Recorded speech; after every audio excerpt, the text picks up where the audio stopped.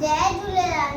मां कांची नानवानी अॼु तव्हांखे ॿुधाईंदो सिंधी बैत राजा कहते अंब उछलियो।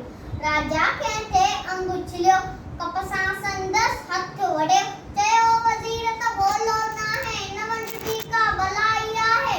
राजा वेठो डमरियो ते वज़ीर खे क़ैद कयो। हिकु ॾींहुं राजा थियो तयार करण अकेलो वियो शिकार। तपण लॻो थे ॾींहुं जॾहिं वण जे छांव में सुम्हियो तॾहिं। जिनड़नि जो ओत सरदार कोड़ खां थियो सो बीमार। ॾस मिलिस त हथ करको चाकू जंहिंजो माण्हू सो, चाकू जंहिंजो माण्हू सो।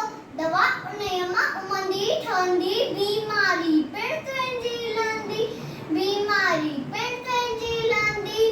तंहिंते ॻोल्हा हली घणी, राजा खे व्याज न खणी, राजा खे व्याज न खणी। वॾे ॾिठऊं हथ तंहिं लाइ, वरी छॾे वियसि साॻीअ जाइ, वरी छॾे वियसि साॻीअ जाइ। हथ न वॾियलो उनजो जंहिं, खीन छॾिना जिन तंहिंखे, खीन छॾिना जिन तंहिंखे। कढी वज़ीर खे क़ैद मञा, चयाईं सदके धणीअ जियां, धणी जोड़े तो पिण जेका, भली बिला शक आहे सा, भली बिला शक